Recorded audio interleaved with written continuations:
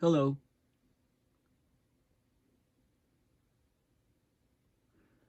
Hi, I'm Paul Beckwith.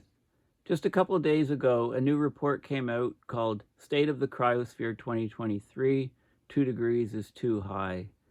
And it talks a lot about sea level rise. In fact, about sea level rise being as much as 20 meters over time, given our present greenhouse gas levels. You know, the response time of melting ice can be large. So, you know, there's the idea of us getting locked into a certain amount of sea level rise. And that's what this report is all about. But before I go into the details of this report, I want to talk a little bit about the 1.5 and 2 degrees Celsius temperature guard bands, if you like, that everybody talks about. So, a friend of mine just posted this graph yesterday, and it's global 2-meter surface temperature anomalies from 1940 to 2023 versus the 1850 to 1900 IPCC baseline. Okay, and 2023 is the red line. And what you can see is yesterday, November 18th, the daily temperature was 2 degrees Celsius above that 1850 to 1900 IPCC baseline. You know, it just spiked up and reached that level. The 1.5 degree target, which people talk about in a lot of reports, and it's going to be talked about ad nauseum at COP28 in Dubai in a couple of weeks, starting in a couple of weeks, you know, is a 1.5 and the 2 degree levels. Look at 1.5. Okay, so, you know, we spiked above it here. This is day of the year along here. And then basically we've been above it for a long time. The average for 2023 is going to be about 1.54 or something like that. You know, we've got another month and a bit and temperatures are really, really high. So we're going to blow past the 1.5 degree limit for the entire year of 2023. So keep that in mind. And we reached 2 degrees here on one day. The other thing to keep in mind is that this is the 1850 to 1900 baseline. The original baseline, when governments and policymakers and the IPCC was talking about temperatures, it was relative to 1750. The difference between the year 1750 and this baseline here is 0.2 to 0.3 degrees Celsius. Keep that in mind. So the baseline has already shifted. So basically, you know, the 1.5 baseline, people talking about trying to keep within that is a joke. And even 2 degrees is going to be surpassed very soon. The only possible way to keep a 1.5 alive, which is one of the slogans at this COP coming up, COP28, is if we were to move the baseline to about 2000 or something. You know, let's move the baseline up 100 years and then they can keep talking about 1.5 because we'll be about 0.65 or so above the 2000 baseline, and it'll keep everybody happy, all the policymakers, etc. So, you know, maybe they'll recommend a baseline shift. There's deep sarcasm when I'm talking about this, of course. I mean, it's absurd. Moving the baseline in the first place was absurd. Okay, so keep that in mind. Now let's look at this group is called the Ambition on Melting Ice, on Sea Level Rise and Mountain Water Resources. So the Ambition on Melting Ice, the AMI, it's a high-level group on sea level rise and mountain water resources. It was founded by 20 government ministers at COP27 in Sharm el-Sheikh, November 16, 2022. The COP last year was a month earlier. Okay, so they've done this, they've done presentations and events, and they've introduced the report, etc., etc. And they often talk about this Paris 1.5 goal. They talk about the cryosphere response in a 2-degree world. They basically say that rapidly evolving observations and projections now make strikingly clear the Paris Agreement goal of 2 Celsius is too high and would cause highly destructive, centuries-long global loss and damage from the irreversible melting of planetary ice, all set in play by our failure to turn the tide on fossil fuel emissions in this key decade. Okay, so this is a news article which just came out November 17th, so just a couple days ago. Earth is facing dire sea level rise up to 20 meters, even if climate goals are met. So let's have a look at this, and then we'll go to the actual report. Okay, so capping global temperature rise at 2 degrees Celsius above the baseline is no longer seen as enough to avoid a catastrophic rise in sea levels that would decimate Earth's coastlines and displace hundreds of millions of people, climate scientists warn. So this report was just released a couple days ago by the International Cryosphere Climate Initiative, compiled by more than 60 scientists and policy experts. Basically, new modeling data indicates the 2015 Paris Agreement is woefully out of date. Okay, so this consortium is urging world leaders at the COP28, starting later this month, that the only road forward is ensuring that global temperatures do not rise over 1.5 above pre-industrial levels. Okay, and I've just told you 2023, we're going to be, the average temperature for 2023 is going to be about 1.54 or so. So this is impossible, right? We've already risen above this level. Much lower than the 2-degree maximum. Well, we reached the 2-degree maximum for one day yesterday. I guess the question is how long before the whole year is averaging over 2? And according to Hansen, we're likely to have 1.7 by 2030. By 2038, exceed that 2 degrees for the whole year, for a whole year. And if global average temperature rises by 2 degrees, the Earth faces a sea level rise of more than 12 meters, which is 40 feet. That's the conservative estimate. A more realistic estimate is that sea levels could rise by up to 20 meters or 65 feet, citing a compelling number of new studies taking into account ice dynamics, paleoclimate records from the Earth's past, and recent observations of ice sheet behavior. That's for a 2 degrees Celsius rise, which we reached, we hit it yesterday. When they say reaching 2 degrees, do they mean for a whole year? That sounds reasonable. Okay. If this is allowed to happen, of course, we face extensive coastal loss and damage well beyond limits of feasible adaptation. You can't adapt to this sort of thing. During a February meeting at the UN, the Secretary General Antonio Guterres, he said sea levels rising will cause a mass exodus of entire populations on a biblical scale. 900 million people, which is 10%. It's not quite 10%. It's a bit over 10%. We're at 8 billion people. So about 9% of the population is about 11% of the world's population would be about the 900 million, live in low-lying coastal areas.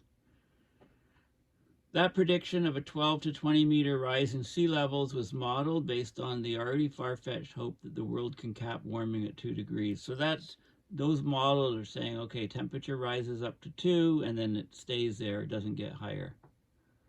Okay, according to the UN and the UN Framework Convention on Climate Change and the reports, we're on track to warm by 2.5 degrees above pre-industrial by the end of this century. I think that's still very, very much conservative. Like I said, I think we'll be at 2 degrees by 2038. Many ice sheet scientists now believe that by 2 degrees Celsius, nearly all of Greenland, much of West Antarctica, and even vulnerable portions of East Antarctica will face very long-term, inexorable sea level rise, even if air temperatures later decrease. It's because of a warmer ocean holding heat longer than the atmosphere, right? It's a thermal lag effect. And glaciers are in trouble. The Himalayas is projected to lose about half of its ice, 50%, at 2 degrees Celsius. Permafrost around the world is also thawing. Permafrost doesn't melt, by the way. Water melts. Permafrost can be frozen ground. It thaws, the water content in it melts, but not the permafrost itself. This is a misnomer. But anyway, as it vanishes, it releases CO2 and methane and other gases, further amplifying global warming. That's a vicious feedback. At 2 degrees Celsius warming, these emissions from the permafrost are irreversibly set in motion, will not slow for 1 or 2 centuries. So even 1.5 warming could be too high to prevent extensive permafrost thaw. Okay, so there's a growing air of urgency on all of this stuff. So what do? We hold a climate conference in Dubai, and the president is the CEO of an oil company which is increasing oil production at a higher rate than just about any other oil company on the planet, right? This is not Monty Python. You can't make this stuff up. It's reality. Current national climate plans submitted to the UN climate change groups would put 2030 carbon emissions at just 2% below 2019 levels. So our carbon emissions aren't dropping. To achieve 1.5 C warming, and I already showed you the 2023 average is going to be 1.5. So you still see statements like this. So we'll just can't accept what's going on. So they make up stuff. The world would need to reduce carbon emissions by 43%, right? It's just not going to happen. It's just not happening. Like, I'll do, there's a group, there's a number of groups that have done a stock take. There's 41 or 42 different parameters, and only one of them is meeting what we need to meet targets, and that's electric cars. Everything else is failing miserably. Okay, so let's look at the report, the paper. State of the cryosphere 2023, 2 degrees is too high. And again, I'm just going to go back and remind you, this is all of the years from 1940 to 2023. Each one is a curve, right? They're all mushed together, right? You get most of them are here because it's bluest, it's darkest.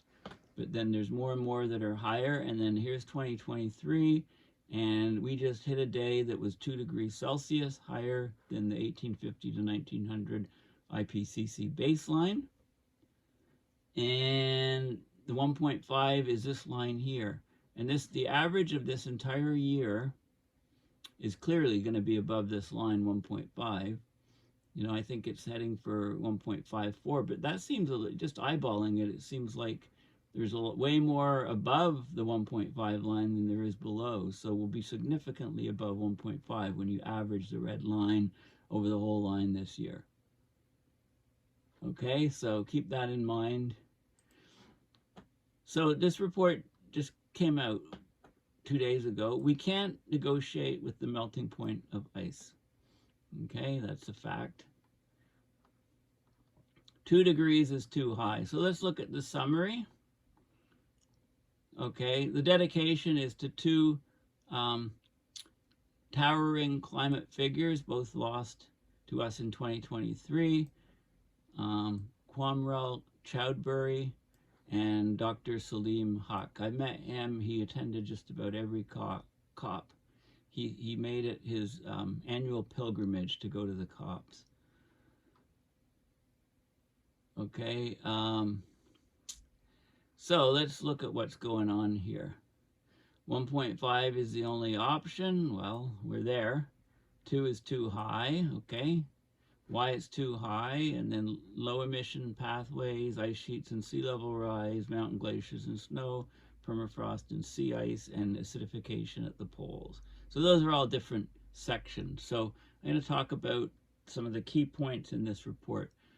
This report you can access. You can just Google the title, State of the Cryosphere Report 2023, download it and have a look at it yourself. You know, I always encourage you to look at things that I discuss and summarize in my videos, because I select things that I think are the most important. So this year is the year, so this is the preface, this year is a year of climate disasters. Global temperatures, including sea surface temperatures, are at record high. The sea ice around Antarctica is at an all-time low, in fact 5 or 6 sigma below previously. And in the Arctic, ice caps and Iceland's vital glaciers continue to melt. Chile's seen brutal wildfires, intense rains, devastating floods.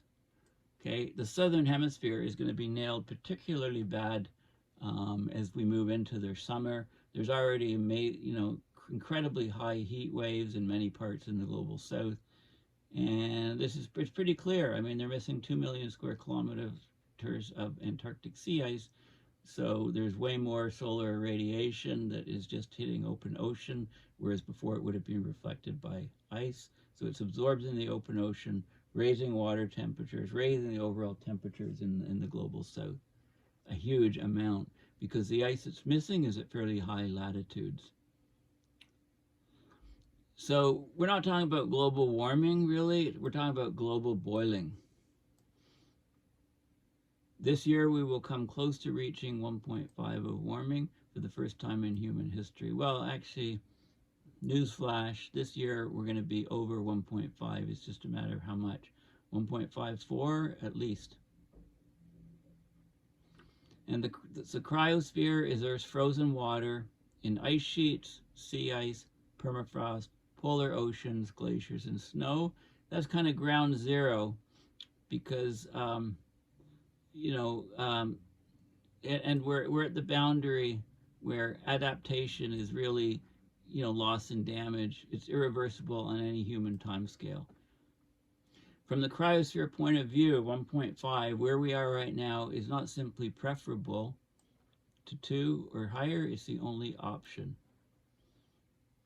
Okay, so they're encouraging, this came out, the timing of this report and all the other reports that are coming out on climate is because of COP28 coming up. Any NGO or group of people that want to get a report out on climate change, of course they want to get it out just before the conference, so it's discussed. And there is supposed to be some sort of global stock take at the conference. Where do we stand? But anyway, these people here doing this report are arguing that we need a fresh urgency to what we've learned about cryosphere feedbacks. Okay, we have time, but not much time. Yeah, we always have time, right? Okay, I don't agree. Past alerts are today's shocking facts. Present warnings will be tomorrow's cascading disasters, both within and from the global cryosphere, if we do not accelerate climate action. I mean, we can't say statements like this anymore. We're in an era of accelerating climate destruction. We're in an era of totally insufficient climate action, and the cascading disasters are getting worse and worse, and they're happening today. Change is hard, but change we must. We have no choice. The world is changing for us. Because of the cryosphere, climate inaction is unacceptable. Well, this has been said for years and years and years to empty airs. This is a mountain.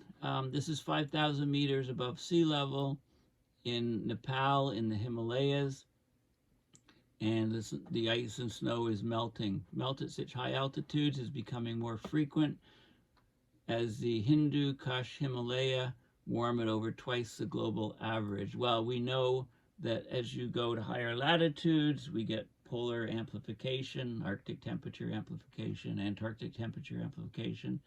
The land is warming much faster, almost twice as fast as the global average, because the oceans have a high thermal mass, so the ocean warming is much slower because of their capacity to absorb heat. And as you go up higher and higher to higher and higher elevations, the warming is about double. Okay, so, and I've talked extensively in videos about that. Okay, so this is kind of like a summary. 2 degrees Celsius is too high. This is a forward from the scientists. We've had a year of climate disasters and ice loss. There was a glacial lake outburst flood in Sikkim in India. It caused tremendous damage. Swiss glaciers lost 10% of their remaining ice over just 2 years. Sea ice around Antarctica hit all-time low summer and winter records. There were unprecedented fires raging across the Canadian permafrost. Parts of the Arctic and North Atlantic saw water temperatures 4 to 6 degrees Celsius higher than normal. It rained far inland and on Antarctica, and Greenland saw its second highest surface melt ever. Okay, none of these tragic events surprise us, members of the global cryosphere scientific community, because despite all the climate pledges from Paris in 2015 to Egypt in 2022, greenhouse gas concentrations in the air have continued their steady march upwards. In 2023, atmospheric CO2 officially hit 50% above pre-industrial levels, 424 parts per million. That's higher than at any point in at least the last 3 million years. 2023 will be the warmest year on record, probably by the largest margin ever, and I've said it's probably going to end up being about 1.54 Celsius above the IPCC baseline, the 1850 to 1900 baseline. Our message, the message of the cryosphere, is that this insanity, and that's what it is, cannot and must not continue. Okay, so this, report, it mentions COP28 a lot because it's put out just before the conference. Okay, and it talks about, there's lots of different parts of the cryosphere discussed, including ocean acidification. The warming impact of CO2 is about 80% from fossil fuel use. Already has led to steep glacier and ice sheet loss, causing global sea level rise, reduction of water resources from snowpack, growing CO2 and methane emissions from thawing permafrost, dramatic reductions of sea ice at both poles now, growing evidence of stress on keystone polar marine species like krill, salmon, and cod from polar ocean acidification, warming, and freshening. So for COP28, they call on global leaders to enshrine this reality in their decisions. Because of the cryosphere response, even 2 Celsius is too high. The Paris Agreement's well below 2 Celsius can mean only one thing, 1.5 Celsius alone. We therefore need a stock take with clear guidance to make 1.5 a reality, a path to phase out fossil fuels, of financial mechanisms to support climate action, as well as adaptation, loss, and damage. Okay, 1.5 is too high. Well, we're already at 1.5. So how do we make sure it doesn't go higher? Is it even possible? I mean, what world leaders are de facto deciding to do is burden humanity for centuries to millennia by displacing hundreds of millions of people from flooding coastal settlements, depriving societies of life-giving freshwater resources, disrupting delicately balanced polar ocean and mountain ecosystems, and forcing future generations to offset long-term permafrost emissions. The continued rise of CO2 is unacceptable. The World Meteorological Association just came out with their greenhouse gas, their yearly greenhouse gas report, and I'll do a short separate video on that. Okay, so here's why 2 degrees is too high from a cryosphere point of view. 2 degrees Celsius, these ice sheets, so these are the vast sheets of ice on continents like Greenland and Antarctica. 2 degrees will result in extensive, potentially rapid, irreversible sea level rise from Earth's ice sheets.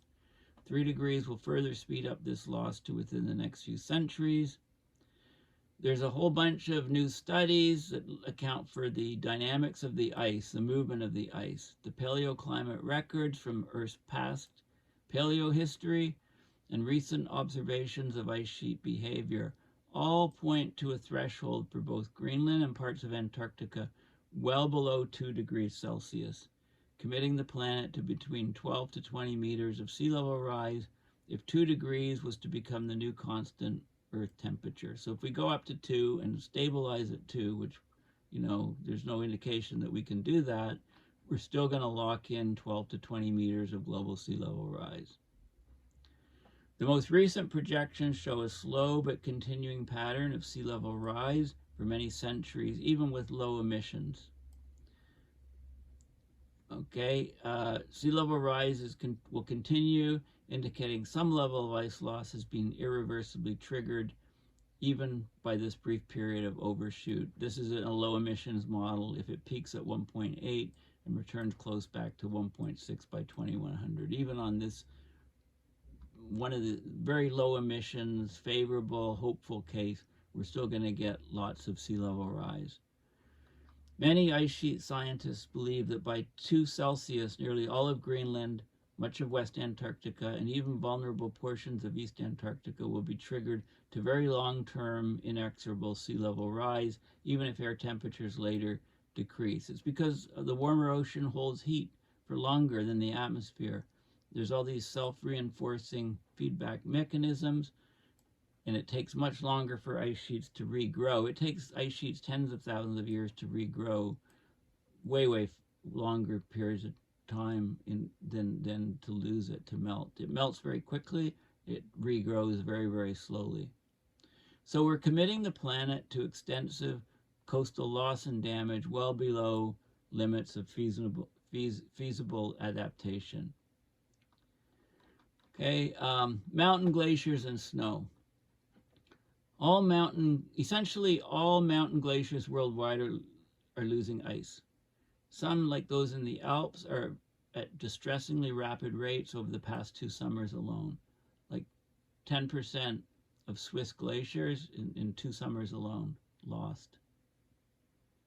2 Celsius will result in extensive, long-term, essentially irreversible ice loss for many of the world's glaciers in many major river basins. Guess what? The glaciers actually feed the rivers in the summer months. So without glaciers, you have no water in many major rivers, and you get huge, that affects billions of people in Asia, for example. If 2 degrees Celsius warming is reached, projections show that nearly all tropical glaciers, North Andes, Africa, most mid-latitude glaciers outside the Himalayas and polar regions will disappear, some as early as 2050. Others are large enough to delay complete loss until the next century, but have already passed a point of no return. Even the Himalayas are projected to lose about half of their ice, today's ice, at 2 degrees Celsius.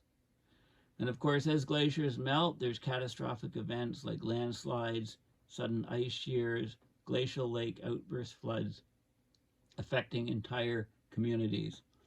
Winter snowpack at 2 Celsius will decrease, but also become more variable, more volatile. So some years, hardly any snow, other years, record-breaking amounts of snow, like boom or bust. Downstream dry season water availability will be very limited for glacier-fed lakes. That affects agriculture, power generation, drinking water. The Indus in India, the Tarim in northwest China are particularly vulnerable river basins. Okay, so more reasons why 2 degrees Celsius is too high. I'll just go over this. These are the executive summary parts, and then I'll go mostly to figures, like I normally do when I look at these papers.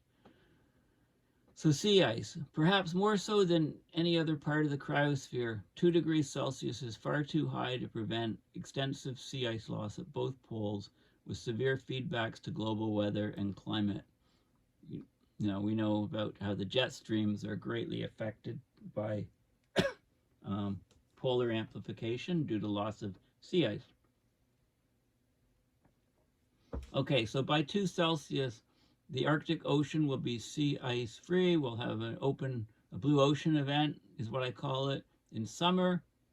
not occasionally, but almost every year, and for periods of up to 4 months. So it'll be July, August, September, October.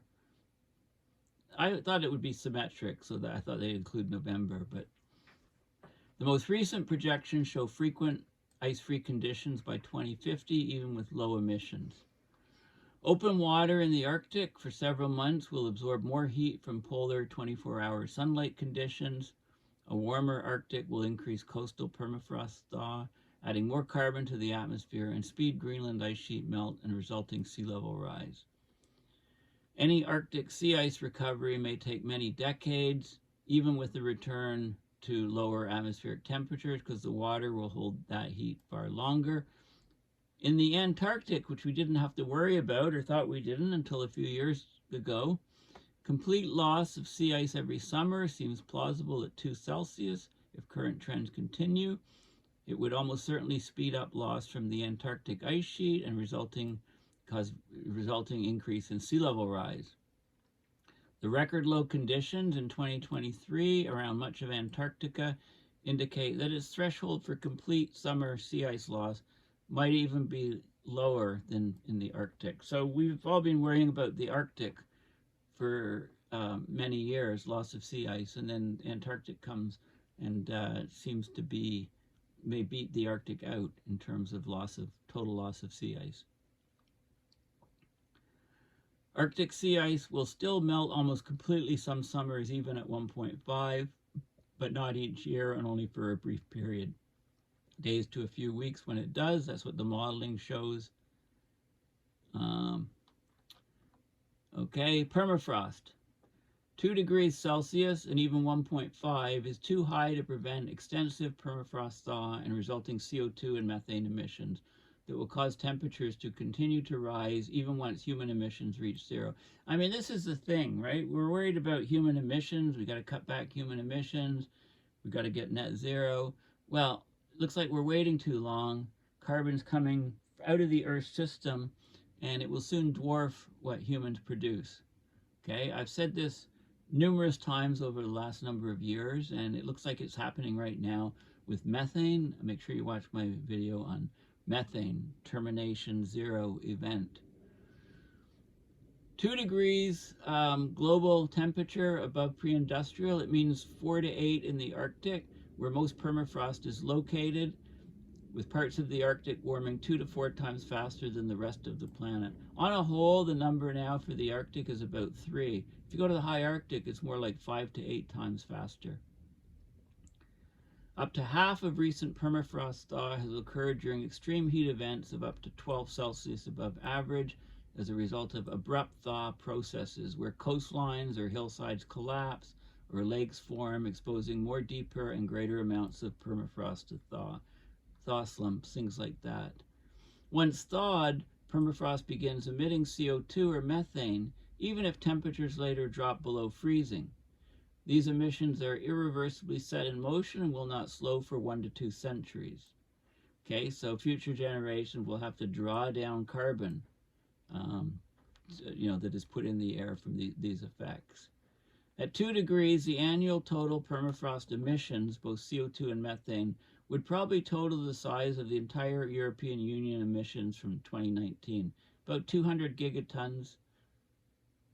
Okay, we're talking about permafrost thaw at 2 Celsius might also be accelerated further by loss of Arctic sea ice in summer for several months because the open water absorbs more heat, and also by increased wildfires in Siberia and North America. Well, look what happened with wildfires in North America and Siberia just over this summer.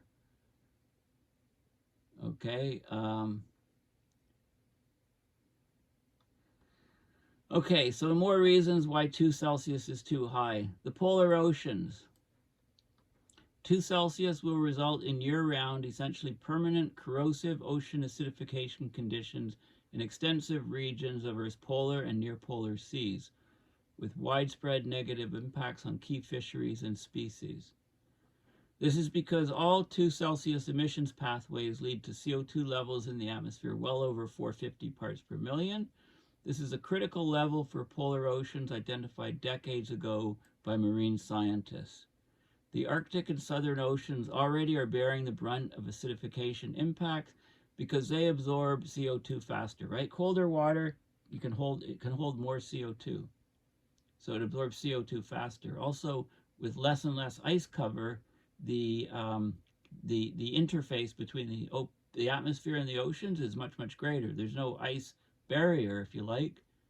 Okay, so the acidification rates can go way up with the loss of ice.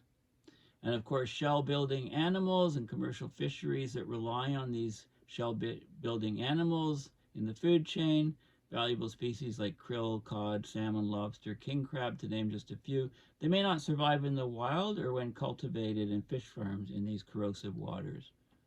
With warmer ocean temperatures and lack of protective sea ice for several months each summer, marine heat waves and extreme acidification events will cause additional losses.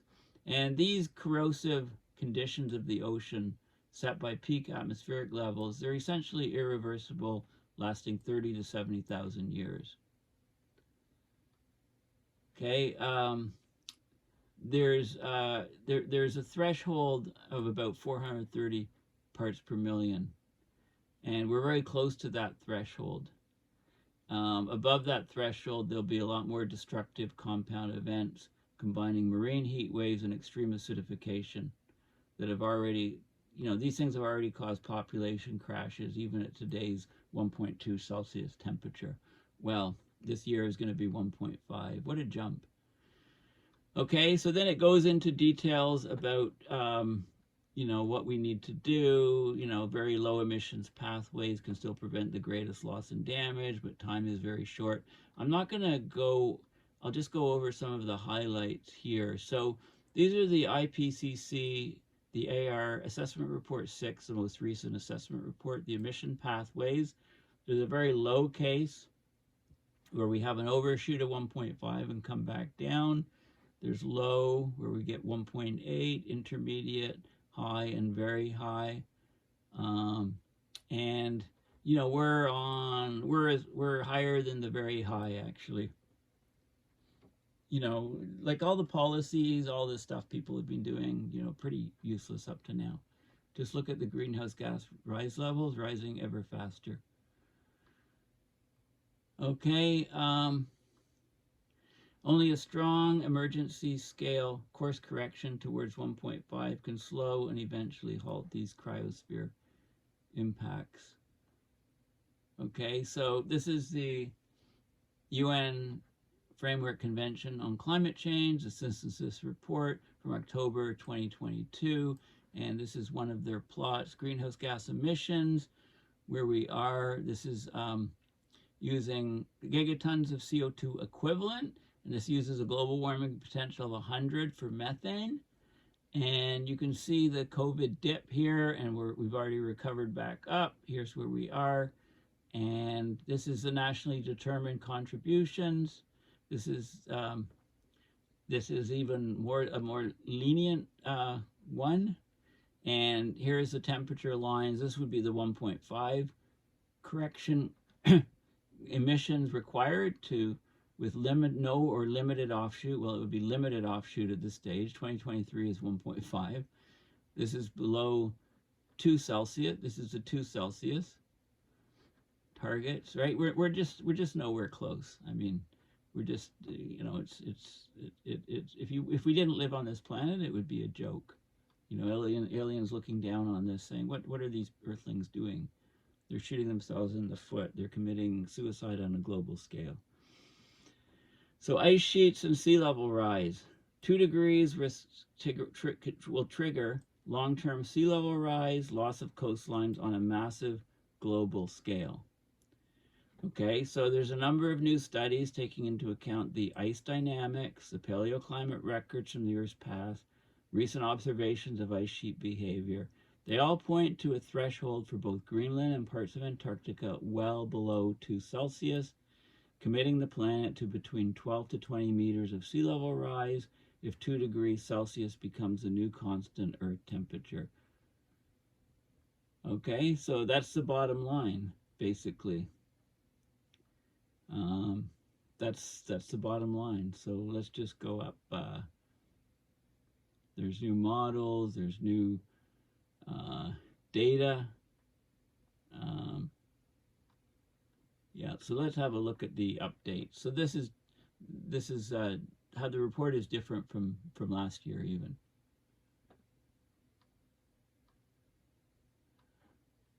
A state-of-the-art model suggests that extensive West Antarctic ice sheet melting, including in regions crucial for maintaining ice sheet stability, is now inevitable even with very low emissions.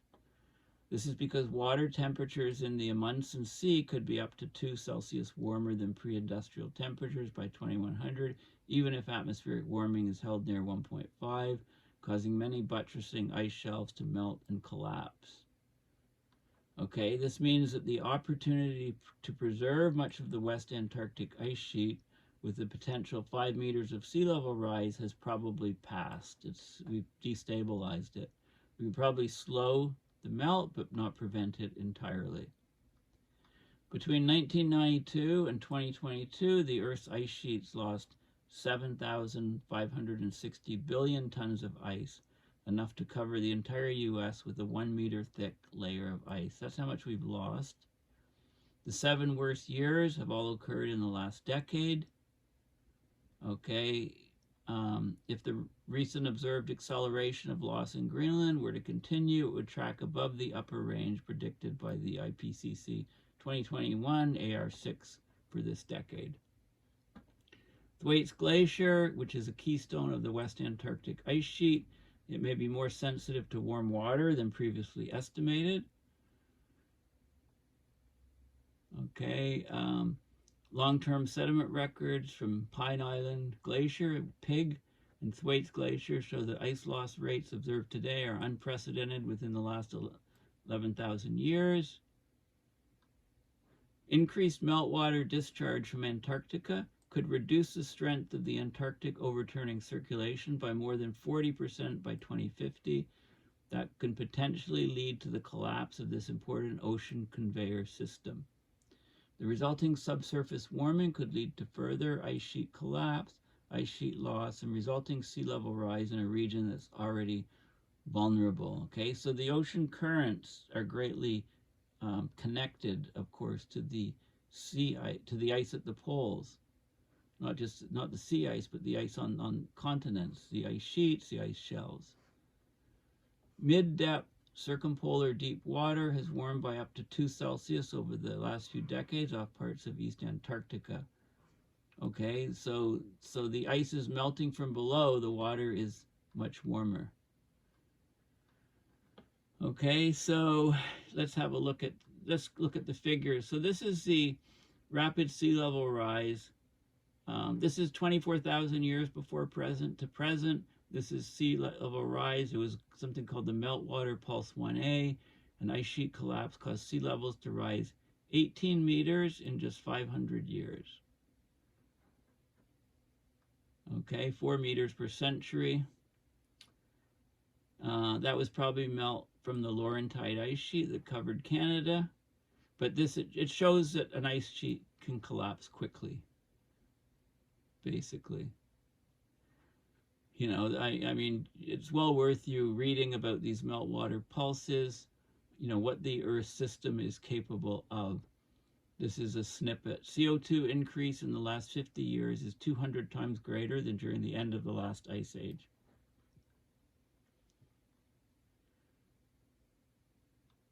Okay, so yeah, you can read, there's more dynamics that is causing rapid increase in ice loss. Evidence from soil below Greenland shows that the ice sheet retreated from one part of Greenland, causing 1.4 meters of sea level rise. CO2 levels were much lower today. They were only at about 280 parts per million. Okay, so this is ice sheets and CO2, right? These are the glacial cycles occurring. Here's where we are today in terms of CO2. You know, most of you have seen sort of things like this. This is Greenland surface melt extent, right? it's the second highest year. We had one year that was much, much higher. This is where the ice is going, mostly in Greenland. This is meters of ice loss per year. Okay, so it's actually growing slightly at elevation. Okay, in the elevation region, but it's decreasing along the fringes, along the edge of the ice sheet. Also, you know, in Antarctica, East Antarctic Peninsula, and the Amundsen Sea, all of this area. Remember, I said the sea level, the ocean temperatures were very, very warm. So the warm water is going underneath and it's undercutting the ice. Most of the West Antarctic ice sheet is sitting on bedrock that's well below sea level. So a rising water temperature around gets right up into the crevices and melts the ice out. East Antarctic is more stable, but there is melt in various parts of it. Okay. This is some examples of, you know, 1 meter sea level rise, 3 meter sea level rise, 10 meter sea level rise. Okay, in different locations. So parts of Asia, you can see, you know, even 1 meter is starting to hit some regions. 3 meter is hitting many, many regions. 10 meters is basically catastrophic. Small island states basically going completely underwater. Middle East being hit hard. This is the site of the COP28.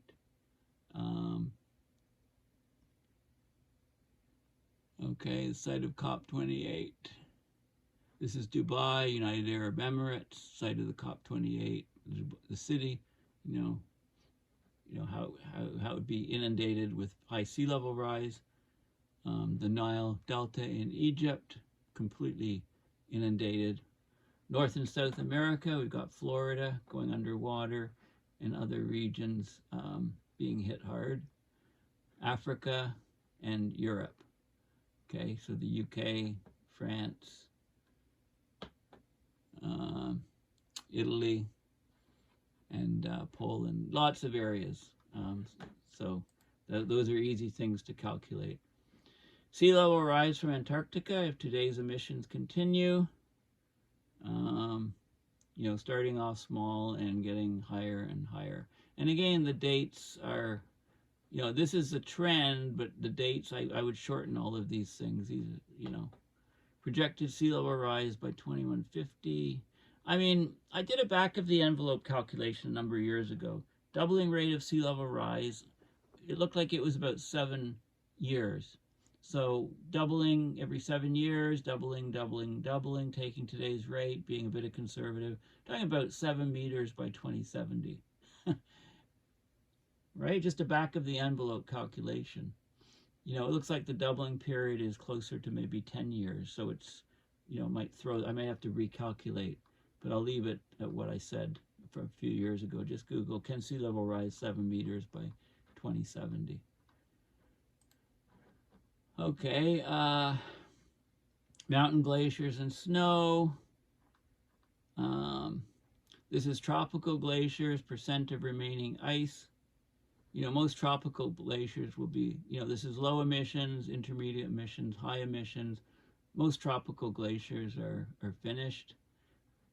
You know, this century, percentage of remaining ice in tropical glaciers going really, really low. This is one particular glacier in Switzerland with current emissions in 2060. You know, it'll be here, low emissions. It's, you know, not much better. By 2100, basically that glacier's finished with current emissions. Glaciers globally, percentage of remaining ice. You know, if you take, you know, it's about half gone. You know, anywhere from 50% to 80% gone. And these are the different temperature ranges. So, you know, we got to try to keep the range, you know, we got to stop this temperature climb. We've got to do it somewhere or other, otherwise it's all over for the ice. Percentage of remaining ice in the Alps, you know, same sort of thing. This is Switzerland. Okay, this is a glacier. Don't ask me to pronounce it. Concordia Platte, Switzerland. There were record melts in 2022 and 2023. So this is the average annual ice surface loss from 1950 to 1980. It would be, so from where he's standing, up about that much. This is 1 year of ice loss in 2022. Huge. This is 1 year of ice loss in 2023. Huge. Even you know, at least double the normal amount. So just the Swiss Alps as a whole lost 10% of its remaining ice in just 2 summers. 2022, 2023. How's that for a crazy acceleration? This is flood damage from the Sikkim flood. This dam was swept away by a glacier.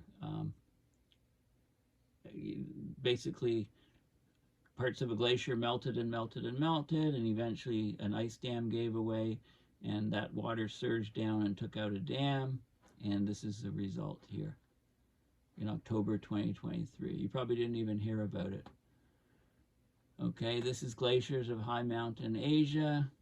You know, the loss at different temperatures, right? Large Arctic glaciers of North America, Alaska, and Arctic Canada, right? They're all melting out. Glaciers of the Americas, Western Canada and US, Patagonia, and Southern Andes, right? These ones are these are higher elevation, very high elevation, so they're going to last a bit longer than the ones at low elevation.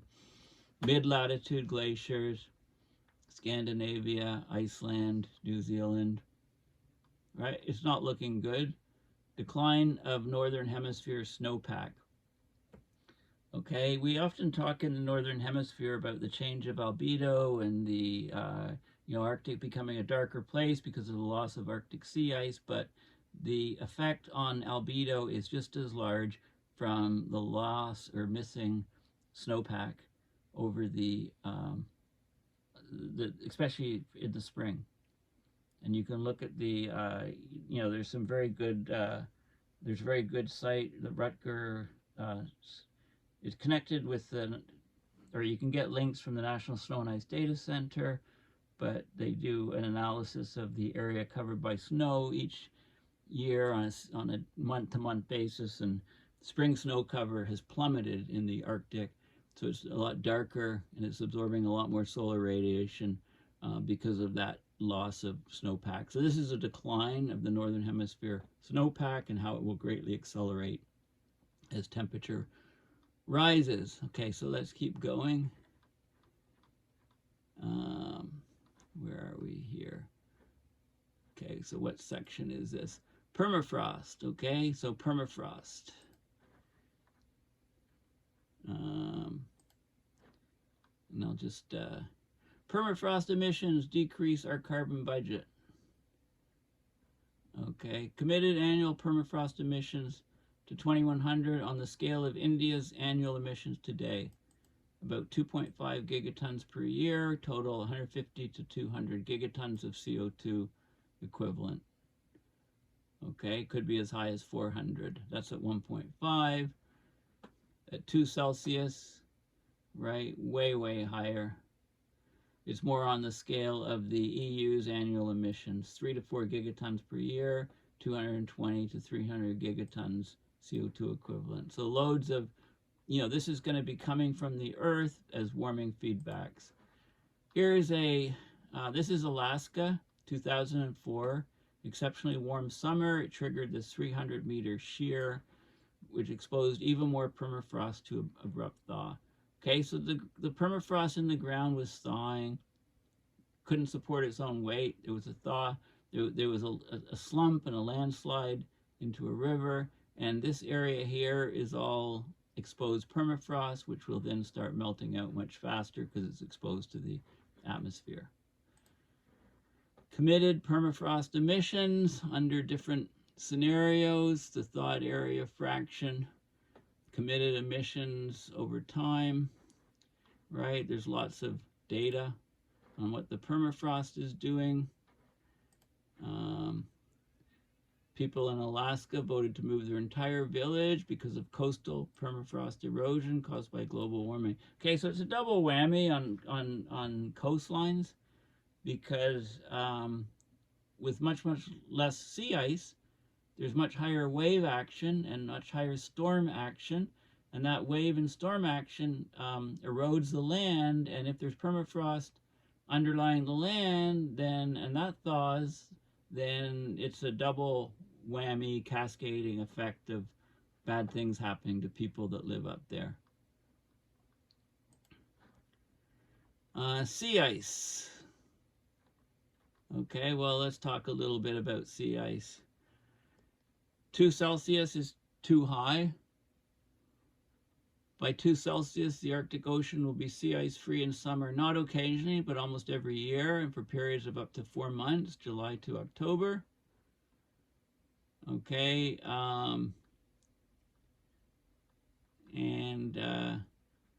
it's more sensitive. Arctic sea ice is more sensitive to greenhouse gas emissions than predicted by the IPCC AR6 report. 90% of Arctic sea ice loss can be directly attributed to human emissions. A threshold is now being crossed in which ice-free conditions in September will occur at times even with very low emissions. Okay, we'll have complete loss of summer sea ice each year with higher emissions. Okay, under current policies, the Arctic will experience ice-free summers in the 2030s, and the length of time that the Arctic is ice-free will expand into August and October by 2018. Okay, I think this is, again, way too conservative. There has been decades of measurements from the Fram Strait, where most multi-year ice is expelled into the North Atlantic, where it quickly breaks apart, that show that Arctic sea ice crossed a threshold in 2005 to 2007. When half of the Arctic's thick multi-year ice disappeared, it has never recovered. Today, less than 10% of Arctic sea ice passing through the Fram Strait is over 4 meters thick. The more mobile, thinner, weaker ice is more prone to being pushed by strong Arctic winds towards the Atlantic, where it melts out very rapidly. A typical sea ice flow now spends 1/3 less time in the Arctic Ocean compared to 2 decades ago. Okay, and continued Arctic warming has reduced the number of days in which sea ice is produced in the Kara and Laptev seas. These regions are often called the ice factories of the Arctic because they have an essential role in forming the winter sea ice, but they're producing less and less and less. And of course, Antarctic, you know, I've talked about in a lot. In 2023, it had its greatest loss since records began. Each month set a new record low. A record summer minimum of 1.79 million square kilometers was set on February 21st. And it's never recovered. It's been, in July, it was 2.77 million square kilometers of ice were missing compared to the average, a reduction equivalent to an area the size of Argentina. And this is at a reasonably high latitude, right? So this was in the winter for the southern hemisphere, and now we're moving into the summer. No wonder why all these heat records are being blown away, because of all that missing Antarctic sea ice. So huge effect. You know, there's been huge penguin kills. 80% in some regions, 80% of penguin colonies suffered total breeding failure. Right, so it looks like a regime shift or a phase change or a nonlinear tipping point to a new state of inevitable decline in Antarctica because of the warming of the ocean. You know, of course, sea ice, it serves a cooling role in the climate system, right? It's very important for the overall climate system because it reflects all of that sunlight. So this is Arctic sea ice, summer sea ice, some of the latest models. Practically ice-free is 1 million square kilometers, and here's a bunch of models, you know, showing the inexorable decline, you know, maybe a little tapering off and slowing down. Higher emission models, it doesn't flatten out. This is even higher emissions and higher emissions, and it shows that, yeah, I mean, we're, you know, it's hard to predict 1 year to the next, but it's going to disappear. This is a loss of thick multi-year ice. This is from 1985. This is from 2023. There's only ice that's formed that exists here. This is 1 to 2 years old. You know, there's the other ice that's lasting is jammed up against the Canadian archipelago. So the former ecosystem of ice no longer exists.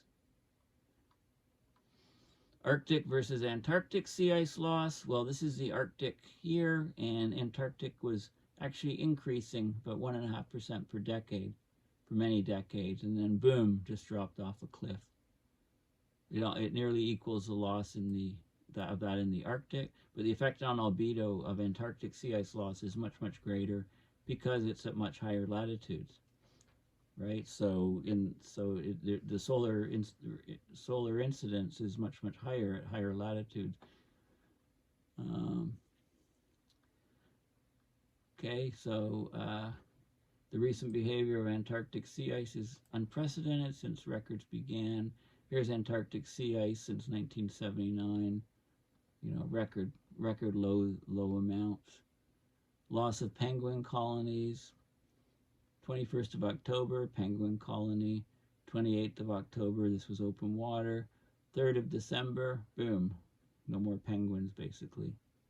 Right? They couldn't, the colony, you know, if it wasn't ready to go into the water, and you know it wouldn't have been, then boom, basically loss of the colony.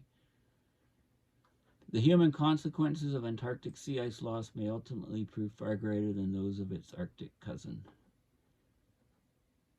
Okay, so what else do we have? Acidification. This is acidification with low emissions and very high emissions.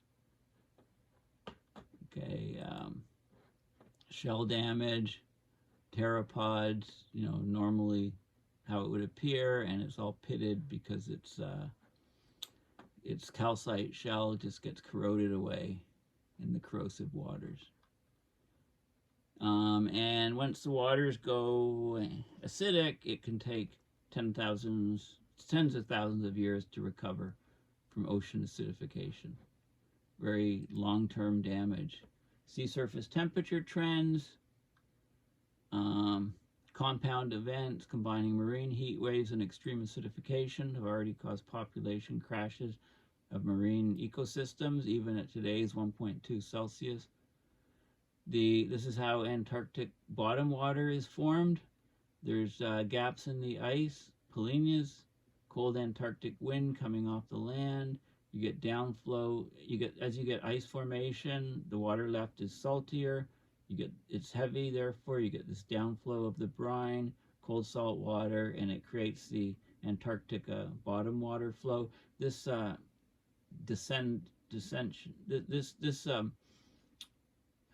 movement to depth from the surface carries oxygen down, right? The warm water flow carries nutrients up, okay? And this flow here, it feeds the whole ocean circulation pattern. So if this cuts off, if we lose the source of the deep water flow, then the whole system will reorganize, and that bodes really ill. You know, the whole global ocean current can rewire, shut off, and that causes tremendous global effects, which I've talked about separately in other videos. So this just goes into some of the detail on the AMOC, the ocean currents worldwide. Carbons, they're very important for carbon sequestration into deeper waters, for heat transport, okay, for nutrient distribution, and so on. Okay, so these will have profound effects on humanity. Okay, so that's basically the gist of the report. I mean, I hope I've twigged your interest enough so that you actually just go and download the report and have a look at yourself.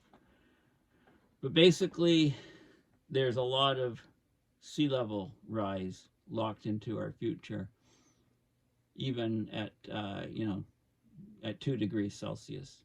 2 degrees Celsius, those targets which we're nowhere near holding to are much too high for the cryosphere. Thanks for listening. Please go to my website, paulbeckwith.net, and donate to my PayPal to support my ongoing research and videos. Thanks again, and bye for now.